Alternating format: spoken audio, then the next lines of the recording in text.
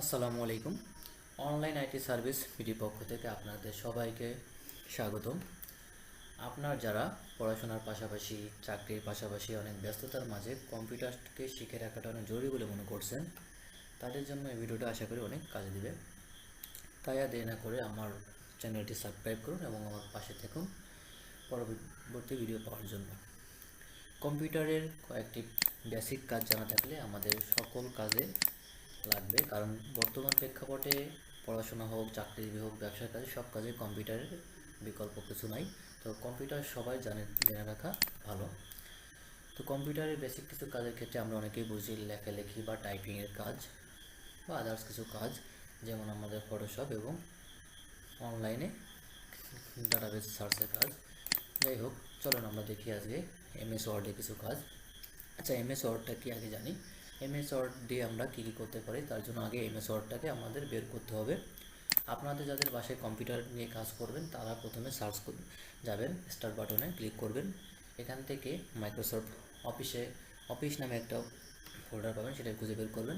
আমরা পেয়ে গেছি। এই যে মাইক্রোসফট অফিস আছে, এখানে ক্লিক করবেন। ক্লিক করলে মাইক্রোসফট অফিস ভিতরে দেখেন অনেকগুলো পাবেন, তার মধ্যে থেকে ঠিক নিচে দেখবেন মাইক্রোসফট ওয়ার্ড নামে একটা ফাইল আছে, সেটাকে ওপেন করবেন। ওপেন করলে দেখেন এটা বের করা যায় দুই তিনভাবে। আমি এখান থেকে বের করলাম, আপনারা চাইলে অন্যভাবে বের করতে পারেন। যেমনটা আপনারা চাইলে সার্চ বাটনে যেও ওয়ার্ড লিখলে অটোমেটিকলি সামনে চলে আসবে, আপনি সেখান থেকে ওপেন করতে পারেন। অথবা আরেকটি অপশন আছে, সেটা হচ্ছে রাইট বাটন ক্লিক করবেন, করে নিউতে ক্লিক করবেন।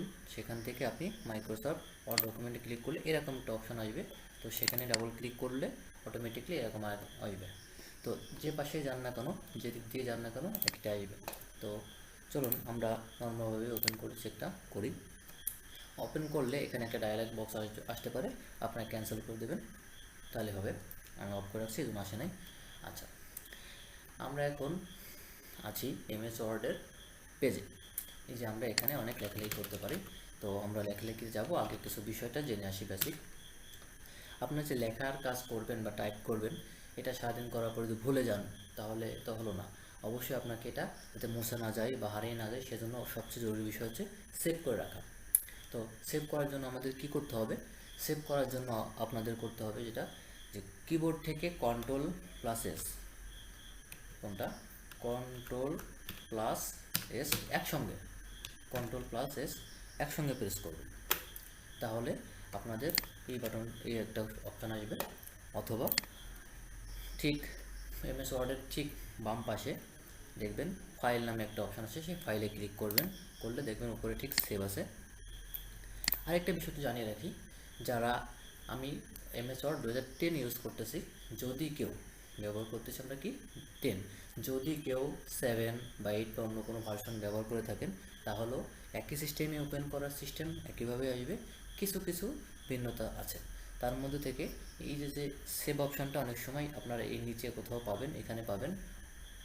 এবং সেভ করার ক্ষেত্রে যখন আপনারা সেভে ক্লিক করবেন, এরকম একটা বক্স আসার আগে আরেকটি বক্স আসতে পারে, সেটা হচ্ছে সেখান থেকে আপনাকে দেখিয়ে দিতে হবে আপনি কোথায় সিলেক্ট করতেছেন, সেটা দেখিয়ে দিতে হবে।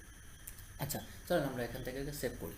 এই যে একটা বক্স আসছে, এখান থেকে আপনাকে দেখাতে হবে যে আপনি কীভাবে কোথায় সেভ করবেন। চলুন আমরা সেভ করি। আমরা ধরেন আমরা ডেস্কটপে সেভ করি।